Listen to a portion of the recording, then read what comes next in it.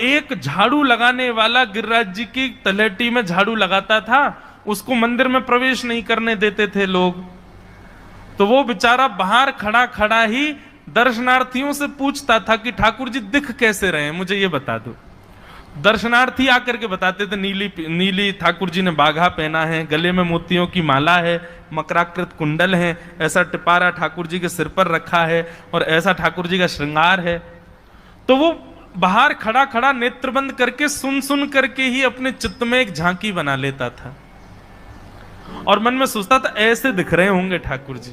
पर रोज प्रार्थना करता था, नाथ मुझे लगता है इस जन्म में तो आप मुझे कभी नहीं दिखोगे भगवान, इस जन्म में तो मैं आपके योग्य नहीं हूं, पर मेरे पर बस इतनी कृपा कर दो कि अगला जन्म मुझे दीजिएगा तो कुछ नहीं तो चेंटी बना देना, तो चेंटी बन करके मैं आपके 56 भोग में ही आ जाऊंगा, भीतर आके आपका दर्शन कर लूंगा, लेकिन मुझ पर अनुग्रह कर देना। ठाकुर जी उसके इस भाव से इतने रीझ गए। गोविंद दास को बोला था कि दाल बाटी खाने आएंगे, अब मंदिर बंद करके सब तो चले गए वहां से, सब लोग भोजनालय में भोजन प्रसाद पाने लगे। ठाकुर जी मंदिर से निकले अचक करके बाहर। जैसे ही बाहर निकल करके आए तो गिरिराज पर्वत के नीचे ही वही झाड़ू लगाने वाला वो नेत्रों से आंसू बह रहे थे, ठाकुर जी का चिंतन कर रहा था, आज ठाकुर जी ऐसे दिख रहे हैं। उसने जैसे नेत्र उठा करके ऊपर देखा तो नीला बाघा पहना है, मोतियों की माला पहनी है, मकराकृत कुंडल पहना है, चांदी का मुकुट चमक रहा है मस्तिष्क पर, ठाकुर जी के केश घुंघराले लहरा रहे हैं और ठाकुर जी अपना एक पाम हाथ में पकड़ करके और एक पैर पर लंगड़ी जैसे खेलते हैं ऐसे ठाकुर जी कूद रहे हैं यहां से वहां। नीचे से झाड़ू लगाने वाले लिखे, अरे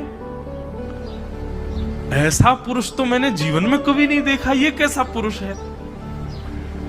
नीचे से ठाकुर जी को देखने लगा, अब स्वरूप उसको पता था तो उसने कही ये जरूर ठाकुर जी होंगे, वहीं से प्रणाम करें। ठाकुर जी बोले प्रणाम कर रहा हूं, दारी के जल्दी ऊपर आ, कांटो लगो मेरे पाम में, या को निकार। बोलने लगा, बोले मैं ऊपर नहीं आ सकता, गुसाई जी मारेंगे, सब लोग डांटेंगे मुझे। अरे नहीं गुसाई जी ऐसा कुछ ना कहें, ये सब तो बाहर के लोगों ने नियम बना दिए, मैं तो सबसे मिलूं, तू आजा जल्दी ऊपर। जैसे ही ऊपर गया, ज्यों-ज्यों ठाकुर जी के समीप जाए त्यों-त्यों उसके नेत्र सजल होते जाएं। ठाकुर जी के बिल्कुल समीप पहुंच गया। भगवान बोले देख काई को रो भैया, जल्दी कर, मेरे पाम में कांटो लगो या को निकार। जिन चरण कमलों के स्पर्श के लिए सदा लक्ष्मी लालायित रहती है, ठाकुर जी ने उसकी गोद में अनायास अपने चरण रख दिए। बोले जल्दी कांटो निकार, कांटो लगो मेरे पाम में।